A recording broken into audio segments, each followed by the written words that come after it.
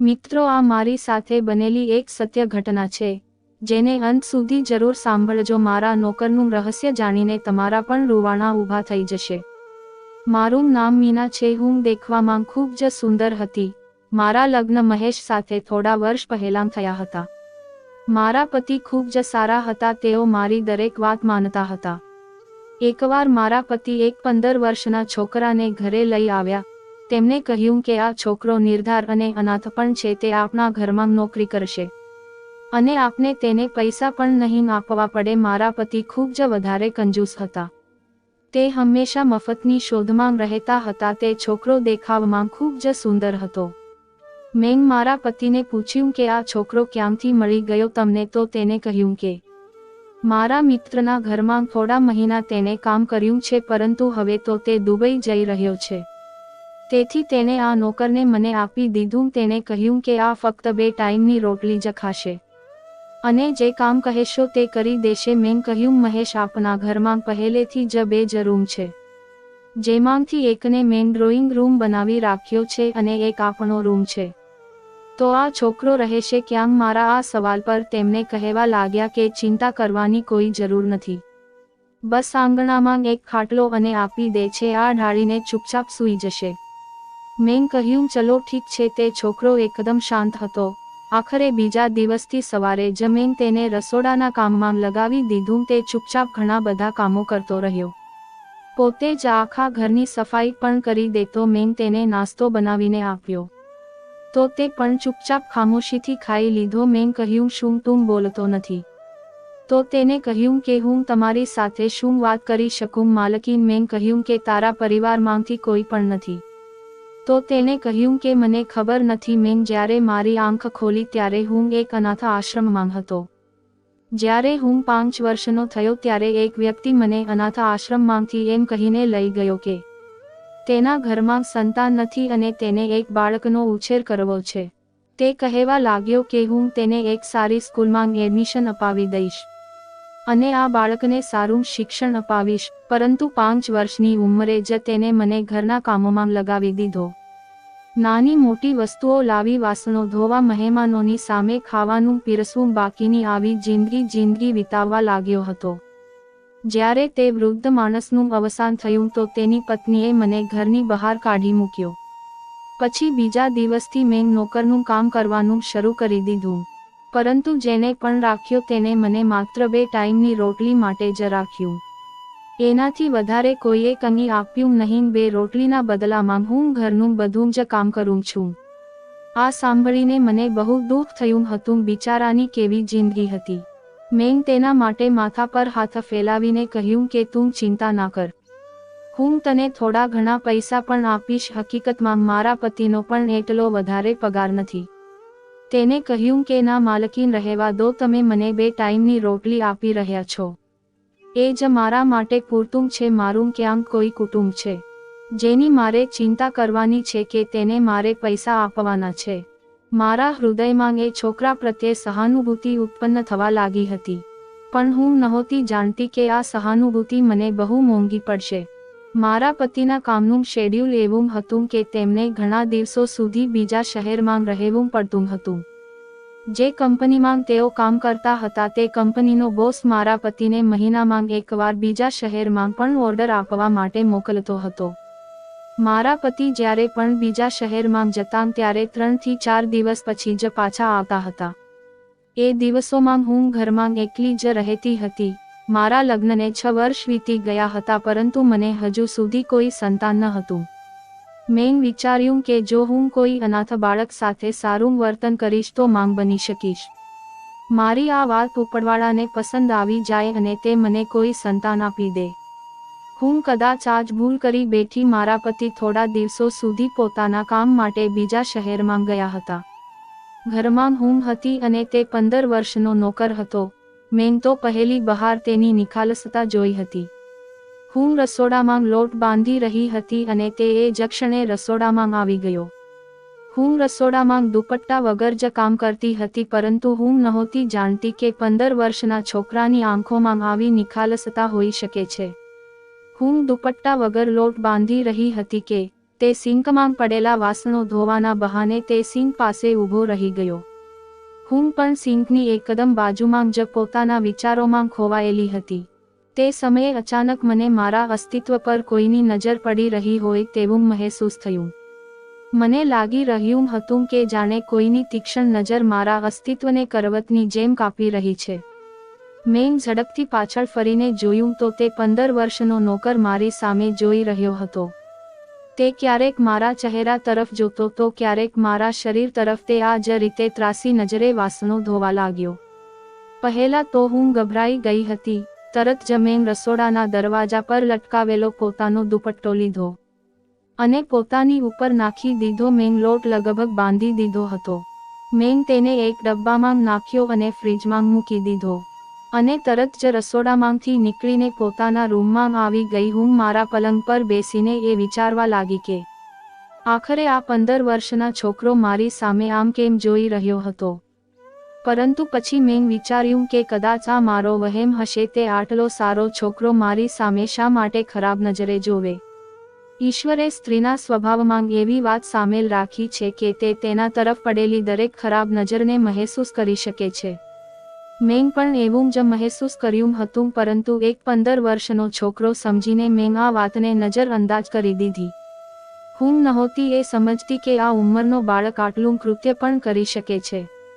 જે રીતે તે પોતાની મજબૂરીના કિસ્સાઓ સંભળાવ્યા હતા, હું તો તેના પ્રત્યે સહાનુભૂતિ રાખવા લાગી હતી. થોડીવાર પછી હું રૂમની બહાર નીકળી ગઈ ને જોયું તો તે ઘરની સફાઈ કરી રહ્યો હતો. તો હું સોફા પર બેસી ગઈ અને તેની સામે જોવા લાગી. જોવામાં મને તેનામાં કોઈ પણ બુરાઈ નજર નહોતી આવી રહી. તે પોતાના કામથી કામ રાખવા વાળો હતો. મેં વિચાર્યું કે કદાચ મેં તેના વિશે ખોટો અંદાજો લગાવ્યો છે. ત્યાર પછી તે રાત્રે જમ્યા પછી કહેવા લાગ્યો, માલકીન, બહાર ખૂબ ઠંડી વધી ગઈ છે. જો તમને વાંધો ના હોય તો હું રૂમમાં સૂઈ જઈશ. તેની વાત તો સાચી જ હતી. શિયાળો શરૂ થઈ ગયો હતો અને હવામાં ઠંડી પણ હતી. રાત્રે આંગણામાં ઠંડી મહેસૂસ થતી હતી. મેં કહ્યું કે તું ક્યાં સૂઈશ? મારો રૂમ નકામો રૂમ છે. એક રૂમ જેને મેં મારી સીવણ માટે રાખ્યો છે. તેમાં ઘણો બધો સામાન વિખરાયેલો પડેલો છે. ક્યાંક સીવાના કપડાં છે તો ક્યાંક મશીન છે અને રૂમ પણ નાના છે. મારી વસ્તુઓને તું આગી પાછી કરીને સૂઈ જઈશ. અને પછી હું સોચતી રહી. તો તે કહેવા લાગ્યો, તમને વાંધો ના હોય તો હું તમારા રૂમમાં સૂઈ જાઉં. આ સાંભળીને હું ચોંકી ગઈ હતી. તે કહેવા લાગ્યો કે માલકીન, હું જમીન પર પથારી કરીને સૂઈ જઈશ. પરંતુ બહાર મને ખૂબ વધારે ઠંડી લાગી રહી છે ને હજુ સુધી શિયાળાના કપડાં પણ નથી કાઢ્યા. તેને પોતાના રૂમમાં સૂવાની પરવાનગી તો આપી દીધી, પરંતુ મેં તેના ચહેરા પર વિચિત્ર ખુશીની અભિવ્યક્તિ જોઈ હતી કે જાણે તે આ સાંભળીને અત્યંત ખુશ થઈ ગયો હોય. તેણે તરત જ પોતાની પથારી ઉપાડી અને મારા રૂમમાં જમીન પર પથારી કરીને સૂઈ ગઈ. મને અંધારામાં સૂવાની આદત હતી. મેં સૂતા પહેલા રૂમની લાઇટ બંધ કરી દીધી હતી. પછી હું ધીમે ધીમે ગાઢ નિંદ્રામાં જવા લાગી અને ક્યારે હું ગાઢ નિંદ્રામાં જતી રહી એનો મને ખ્યાલ જ ના રહ્યો. સવારે જ્યારે મારી આંખ ખુલી બોલી તો મારું માથું ખૂબ જ ભારે લાગી રહ્યું હતું. કદાચ હું જરૂર કરતાં વધારે સૂઈ ગઈ હોત. પછી મેં ઘડિયાળમાં જોયું તો સવારના 8 વાગી ગયા હતા. જો કે હું 8 વાગે જ ઉઠતી હતી, પરંતુ મને એવું લાગી રહ્યું હતું કે જાણે હું ખૂબ સૂઈ રહી છું. હું હજુ ઉઠીને બેસી જ હતી કે જ્યારે મેં વોશરૂમમાંથી પાણી પડવાનો અવાજ સાંભળ્યો. મેં જ્યારે પલંગની નીચે જોયું તો તે છોકરો પથારી પર ન હતો, જેનો અર્થ હતો કે તે ઉઠી ગયો હતો અને પછી તે મારે જ વોશરૂમમાં ઘૂસેલો હતો. તે કેટલો તેજ છોકરો હતો! મારી પરવાનગી વગર મારા વોશરૂમનો ઉપયોગ કરી રહ્યો હતો. મને તે વાત સારી ના લાગી કે તે મારા વોશરૂમનો ઉપયોગ કરી રહ્યો છે. મેં વિચાર્યું કે તે જેવો જ બહાર આવશે તેને કહી દઈશ કે હવેથી મારા વોશરૂમનો ઉપયોગ ના કરે. જેવો જ તે વોશરૂમમાંથી બહાર આવ્યો તો તે નહાઈને આવ્યો હતો. મને જોઈને એક વિચિત્ર સ્મિત તેના ચહેરા પર દેખાયું. મને તે ક્ષણે અહેસાસ થયો કે મારા વાળ છૂટા છે અને વિખરાયેલા પણ છે. જો કે જ્યારે હું સૂતી હતી ત્યારે મેં મારા વાળની પોની બાંધી હતી. ખેર, મેં તરત જ મારા વાળને વીંટાળીને અંબોળો બાંધ્યો પછી જ્યારે મેં મારો દુપટ્ટો ઉઠાવ્યો ત્યારે પલંગની ચાદરને જોઈને મારા હોશ ઉડી ગયા હતા, જે ખરાબ રીતે વિખરાયેલી હતી. જો કે હું જ્યાં સૂતી હતી એ જ ખૂણેથી ઉઠતી હતી. મને ક્યારેય પણ પલંગ ઉપર પહોળું થઈને સૂવાની આદત ન હતી, પરંતુ પલંગની ચાદરને જોઈને એવું લાગી રહ્યું હતું કે જાણે કોઈ માત્ર સૂઈને જ ન ઉઠ્યું હોય. જે વાત મારા મનમાં આવી હતી તે મારા હોશ ઉડાવવા માટે પૂરતી હતી. તે છોકરો તરત જ પોતાની પથારી ઉપાડીને રૂમની બહાર જવા લાગ્યો. મેં કહ્યું, મારી વાત સાંભળ, મને હજુ સુધી તેનું નામ પણ ખબર ન હતું. તેને કહ્યું કે જી માલકી. મેં કહ્યું, રાત્રે તું ક્યાં સૂતો હતો? તો મારા આ પ્રશ્ન પર તેના ચહેરાનો રંગ ઉડી ગયો. તે કહેવા લાગ્યો કે માલકી, જમીન પર સૂતો હતો. શું થયું? મેં કહ્યું કે કંઈ નહીં. તે જવા લાગ્યો તો મેં ફરીથી તેને બોલાવ્યો. મેં કહ્યું કે વાત સાંભળ છોકરા. તે પાછો વળીને મારી સામે જવા લાગ્યો. મેં કહ્યું કે હવેથી મારા વોશરૂમનો ઉપયોગ ના કરતો. તો તેને કહ્યું, ઠીક છે, નહીં કરું. મેં કહ્યું, તારું નામ શું છે? તો તે કહેવા લાગ્યો કે તમે જે પણ રાખો, એમ તો બધા મને રામુ કહે છે. તેનું નામ સાંભળીને મને ખૂબ જ અજીબ લાગ્યું હતું. શું રામુ કોઈ નામ છે? તારું નામ કેવું છે? તો તેણે કહ્યું કે ખબર નહીં. અનાથ આશ્રમવાળાએ તો રામુલાલ રાખ્યું હતું, પરંતુ પૂરું નામ કોઈ નથી લેતું. બધા રામુ રામુ કહીને બોલાવે છે. આટલું કહીને તે રૂમમાંથી જતો રહ્યો. હું જ્યારે પલંગમાંથી ઊભી થઈ તો મારી કમરમાં એક વિચિત્ર દુખાવો થતો હતો. મારી તબિયતમાં પણ સુસ્તી છવાયેલી હતી. મારું મન જ નહોતું થઈ રહ્યું કે હું પથારીમાંથી ઊભી થઈને બહાર જાઉં. તેને ચા બનાવતા આવડતી હતી, તેથી મેં કહ્યું, રામુ. તો તે કહેવા લાગ્યો કે જી માલકીન. તેને તરત જ મારા રૂમનો દરવાજો ખોલ્યો હતો. મેં કહ્યું, મારા માટે એક કપ ચા બનાવી આપ. ખબર નહીં, આજે મારી તબિયત બરાબર નથી. મારી આ વાત ઉપરથી તેને મારી સામે જોયું અને કહ્યું, હા, આવું થાય છે આવા કામમાં. આટલું કહીને તે બહાર જતો રહ્યો. હું વિચારવા લાગી કે મેં એવું શું કામ કર્યું છે. ખેર, હું રૂમની બહાર આવી તો તે પોતાના કામમાં વ્યસ્ત હતો. મેં મારા મોબાઈલથી મારા પતિને ફોન કર્યો. પહેલી વાર મારું હૃદય પોતાના પતિના જવાથી ખૂબ જ અજીબ અનુભવી રહ્યું હતું. મેં કહ્યું, મહેશ, તમે ક્યારે પાછા આવશો? તો તે કહેવા લાગ્યા કે શું થયું? મીના, હજુ મને આવ્યાને સમય જ કેટલો થયો છે તને ખબર છે? જ્યારે હું બીજા શહેરમાં જાઉં ત્યારે મને 3 થી 4 દિવસ તો લાગે જ છે. પહેલા તો તે ક્યારેય આવો સવાલ નથી કર્યો. તેમની વાત સાચી હતી, પરંતુ ખબર નહીં આ વખતે મને કંઈક વિચિત્ર લાગી રહ્યું હતું. તેમને કહ્યું, ફોન બંધ કર, હું મીટિંગમાં છું, તને હું રાત્રે ફોન કરીશ. મેં કહ્યું, ઠીક છે. તો તેમને કહ્યું કે તે છોકરો બરાબર કામ કરી રહ્યો છે ને? તો મેં કહ્યું કે હા, તે બરાબર કામ કરી રહ્યો છે. મારો અવાજ સાંભળીને તેમને કહ્યું, મીના, તારી તબિયત તો ઠીક છે ને? મને તું બરાબર નથી લાગી રહી. શું થયું છે? અમે બંને એકબીજાના અવાજ પરથી જ એ જાણી જતા હતા કે સામેવાળું પરેશાન છે કે નહીં. મેં ઊંડો શ્વાસ લીધો અને પોતાના પતિને કહ્યું, કંઈ નહીં, બસ ગઈકાલથી મારી તબિયત થોડી ભારે ભારે લાગી રહી છે. મારું શરીર થાક અનુભવી રહ્યું છે. સામે ઊભો રહીને મારો નોકર મને આંખો ફાડીને જોઈ રહ્યો હતો. તેની નજરમાં એક વિચિત્ર ચમક હતી જે પોતાના શરીર ઉપર પડતી હોય તેવું મહેસૂસ થઈ રહ્યું હતું. ખેર, આ પતિ અને પતિ વચ્ચેની અંગત બાબત હતી, તેથી હું ત્યાંથી ઊભી થઈને પોતાના રૂમમાં જતી રહી. તેમની મીટિંગ મહત્વની હતી, તેથી થોડા સમય બાદ ફોન મૂકી દીધો. હું એકવાર ફરી ઉદાસ થઈને બેસી ગઈ. એટલામાં જ દરવાજો સહેજ ચીરચીરાહટ કરીને ખોલ્યો. દરવાજા પર નોકર જ ઊભો હતો. મારી સામે જોઈને કહેવા લાગ્યો કે શું થયું માલકીન, તમને કોઈ જોઈએ છે? મેં આંખો બંધ રાખીને જ તેની સામે નામાં માથું હલાવ્યું. મેં કહ્યું, ના, બસ હું થોડો સમય આરામ કરવા માંગુ છું. મેં આંખો બંધ કરીને મહેસૂસ કર્યું હતું કે જાણે તે દરવાજા પાસે જ ઊભો રહીને મારી સામે ધ્યાનથી જોઈ રહ્યો છે. બીજી જ ક્ષણે મેં આંખો ખોલીને જોયું તો તેણે તરત જ નર્વસ થઈને પોતાનો ચહેરો ગંભીર કરી દીધો હતો. તે કહેવા લાગ્યો, માલકીન, મને તમારી તબિયત બરાબર નથી લાગતી. તો હું તમારા માથાની માલિશ કરી દઉં છું. હું ખૂબ જ સારી માલિશ કરું છું, પરંતુ મેં તેને ના પાડી દીધી. મેં એટલું જ કર્યું કે મારા માટે બસ એક કપ કડક ચા બનાવીને લઈ આવ, કદાચ મારા માથાનો દુખાવો મટી જાય.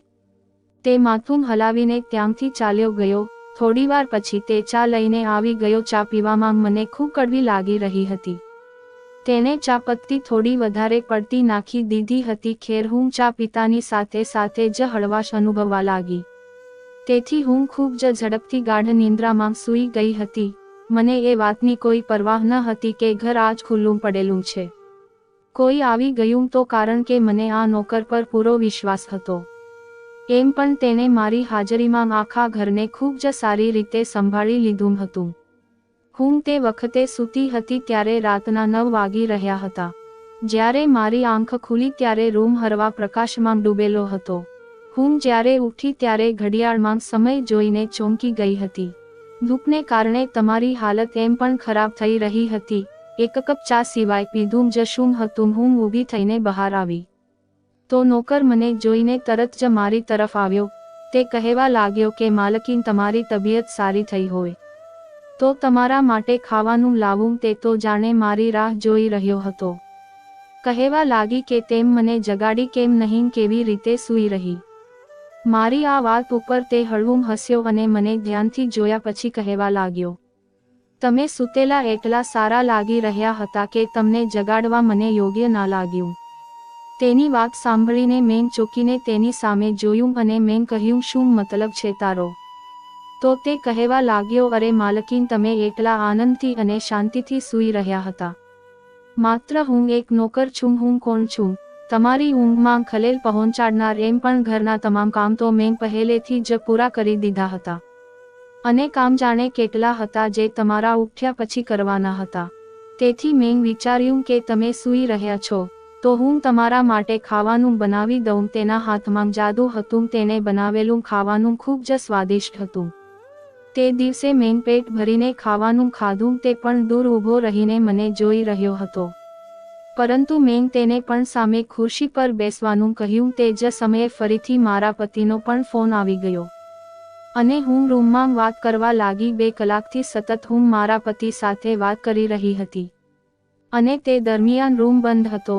મારો નોકર રૂમની બહાર જ હાજર હતો. જ્યારે 2 કલાક વીતી ગયા તો અચાનક દરવાજો ખટખટવા લાગ્યો. જ્યારે મેં જઈને જોયું તો બોલ્યો, હજુ ક્યાં સુધી પોતાના પતિ સાથે વાત કરશો?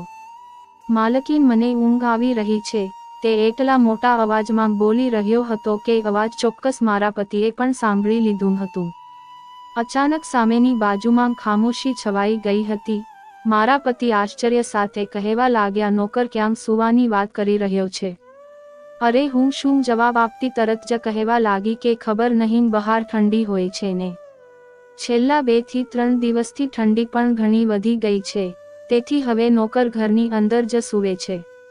કાલે રાત્રે પણ તે અહીં મારા રૂમમાં જ પથારી કરીને સૂતો હતો. આ વાત ઉપર મારા પતિ થોડીવાર ખામોશ રહ્યા પછી કહેવા લાગ્યા, તેને વધારે પડતું માથે ચડાવવાની જરૂર નથી. બહાર આંગણામાં જ સૂવાનું કહી દે. અત્યારે એકલી પણ કેટલી ઠંડી નથી. નહીતર ઘરનો બીજો રૂમ ખાલી કરી દે. ત્યાં જ એક ખૂણામાં તેની પથારી કરી દે. ત્યાં સૂઈ જશે. હું મારા પતિની વાત સારી રીતે સમજી ગઈ હતી. તેથી મારા પતિ સાથે વાત કર્યા પછી હું બહાર આવી અને તેને સ્પષ્ટપણે કહી દીધું કે તું અહીં મારા ખૂણામાં પોતાની પથારી કરીને સૂઈ જા. હું તને મારા રૂમમાં નહીં રાખી શકું. હું ડિસ્ટર્બ થાઉં છું. મારી આ વાત સાંભળીને તેને ઊંડો શ્વાસ લઈને મારી સામે જોયું પછી કહેવા લાગ્યો, ઠીક છે, હું તો તમને પોતાના માલકીન માનું છું, પણ તમને તો મારા પર વિશ્વાસ જ નથી. આટલું કહીને તેની આંખમાં મોટા મોટા આંસુ આવવા લાગ્યા. આ જોઈને તો હું શરમ અનુભવવા લાગી. આ આટલો માસૂમ છોકરો, અરે હું આના પર સંક્રમણ કેવી રીતે કરી શકું? તેમ છતાં મારા પતિનો આદેશ હતો અને તેની ગેરહાજરીમાં તેનું પાલન કરવું મારા માટે ફરજિયાત હતું. મેં કહ્યું કે એવી કોઈ વાત નથી. તું અહીંયા ઓસરીમાં જ સૂઈ જા. અને હા, સવારે ઉઠીને નાસ્તો બનાવવાની જરૂર નથી. હું પોતે બનાવી લઈશ. હું આટલું કહીને પોતાના રૂમમાં જતી રહી.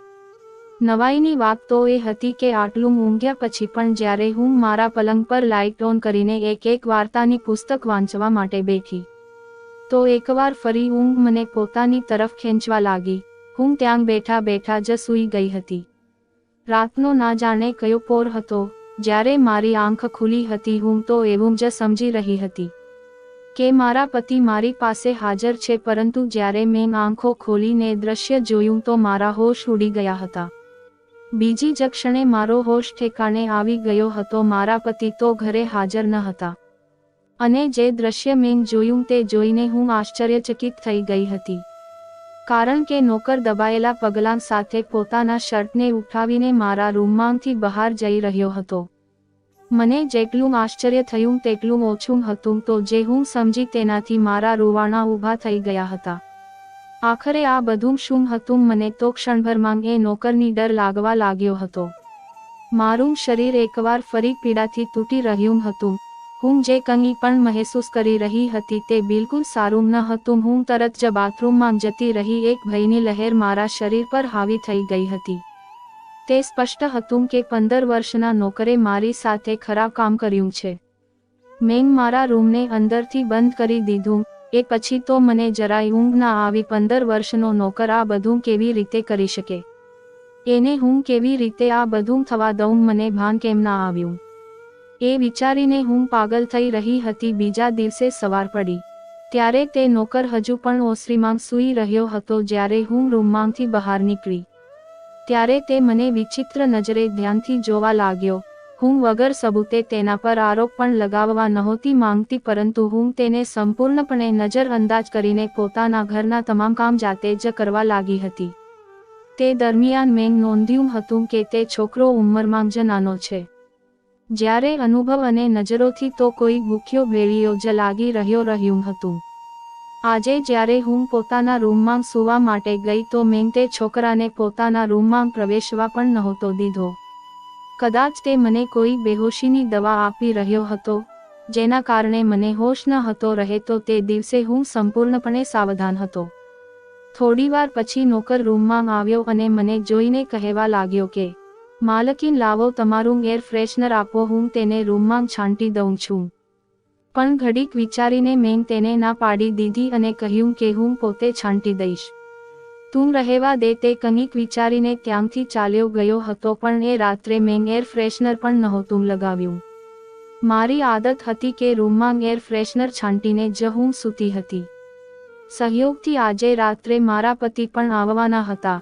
હું મારા પલંગ પર આડી પડી ગઈ અને સુહાની એક્ટિંગ કરવા લાગી. જ્યારે હું ગાઢ નિંદ્રામાં સૂઈ ગઈ હોય થોડીવાર પછી રૂમનો દરવાજો ખુલ્યો. ધીમે ધીમે કોઈ રૂમમાં આવ્યું અને નોકર મને બોલાવવા લાગ્યો. માલકીન, જાગી રહ્યા છો કે સૂઈ રહ્યા છો? માલકીન, તમારો રામુ આવી ગયો છે તમારી સાથે રાત વિતાવવા માટે. કદાચ તેને વિશ્વાસ થઈ ગયો હતો કે હું સૂઈ રહી છું, તેથી તે પોતાની અસલિયત બતાવવા લાગ્યો હતો. હું મારા સમગ્ર અસ્તિત્વમાં કંઈક ફરી રહ્યું હોય એવું મહેસૂસ કરી રહી હતી. તે ક્ષણે દરવાજો જોરથી ખુલ્યો અને મારા પતિ અંદર દાખલ થઈ ગયા હતા. નોકરે તો પોતાનો શર્ટ કાઢી રાખ્યો હતો, પરંતુ અચાનક જ માલિકને સામે જોઈને તે ગભરાઈ ગયો. જ્યારે હું પણ તે ક્ષણે ઊભી થઈને બેસી ગઈ હતી. જ્યારે મારા પતિએ મને અને નોકરને જોયા તો તેઓ ચોંકી ગયા હતા. વાસ્તવમાં જે મારી સાથે થઈ રહ્યું હતું, હું મહેસૂસ કરી રહી હતી, તેના વિશે મેં પોતાના પતિને તે સમયે જણાવી દીધું હતું. હું એવી સ્ત્રીઓમાંથી ન હતી જે યોગ્ય સમયના ચક્કરમાં નુકસાન કરાઈ આવી લે છે. બીજી ક્ષણે પતિ રૂમમાં પ્રવેશ્યા અને તે નોકરની ગરદન પકડીને થપ્પડ મારીને તેને કહેવા લાગ્યા કે તું જે થાળીમાં ખાય છે તેમાં જ થૂકી રહ્યો છે. હું તો તારા પર ઉપકાર કરીને ઘરમાં લાવ્યો, પણ તે કંઈ વિચાર્યા વગર મારા ઘરમાં જા. બધું શરૂ કરી દીધું. બોલ, શું હતું બધું? પહેલા તો તે ના પાડતો રહ્યો, પરંતુ જ્યારે મારા પતિના ભારે ભરકમ હાથ તેના શરીર પર પડ્યા તો તે રડવા લાગ્યો. અને જે મારી સાથે જે પણ કહ્યું તે અમારી કલ્પનાની બહારની વાત હતી.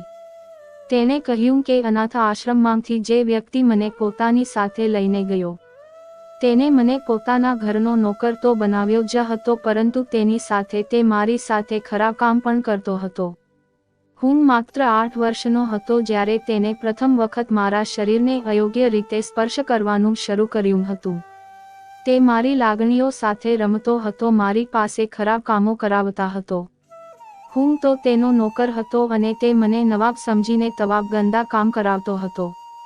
તે મને મારતો પણ હતો અને ધમકી પણ આપતો હતો. તે મને કહે તો કે હું આમ કરું તેમ કરું અને હું તે કરતો હતો. કદાચ આ જ કારણ છે કે હું સમય પહેલાં યુવાન થઈ ગયો છું. મારી અંદર તરફનું આકર્ષણ વધવા લાગ્યું. માલિકે મારી સાથે તે દરેક ગંદું કામ કર્યું. એક સ્ત્રી અને પુરુષ વચ્ચે થાય છે, પછી જ્યારે મારાથી દિલ ભરાઈ ગયું તો તેને બીજો નોકર રાખી લીધો અને મને ઘરમાંથી કાઢી મૂક્યો. એ પછી હું જગ્યાએ જગ્યાએ ભટકતો રહ્યો. જ્યારે હું તમારા ઘરે આવ્યો તો માલકીનને જોઈને ધીરજ ન રાખી શક્યો અને પછી મેં તેમના એર ફ્રેશનરમાં એક એવી દવા ભેળવી દીધી હતી કે જેને માત્ર સૂંઘવાથી જ તેઓ મીઠી ઊંઘમાં સૂઈ જતા હતા. હું તો તેમના સૂઈ ગયા પછી જ રૂમમાં આવતો હતો. ત્યાં સુધીમાં જ એ સુગંધ પણ ઓછી થઈ જતી હતી. મારા પર આ દવાની કોઈ અસર નહોતી થતી. માલકીન સૂઈ ગયા પછી હું તેમની સાથે પોતાના ભૂખ મટાડતો. જ્યારે હું માલકીન સાથે સંબંધ બનાવતો હતો ત્યારે મને ખૂબ જ સુકૂન મળતું હતું. કદાચ મને તેમના સાથે ઘણો લગાવ થઈ ગયો હતો. તે રોઈ રોઈને મારા પતિ પાસે માફી માંગી રહ્યો હતો. જ્યારે મને તેના પર ખૂબ જ ગુસ્સો અને અફસોસ પણ થઈ રહ્યો હતો. મારા પતિએ તે જ ક્ષણે તેને ઘરમાંથી નીકળી જવાનું કહ્યું, પરંતુ તે રડીને કહેવા લાગ્યો કે હું અડધી રાત્રે ક્યાં જઈશ, કૃપા કરીને મને માફ કરો, હું ભવિષ્યમાં આવું કંઈ નહીં કરું. પણ તેના જેવા છોકરાને અહીંયા રાખવો કોઈ સારી વાત ન હતી.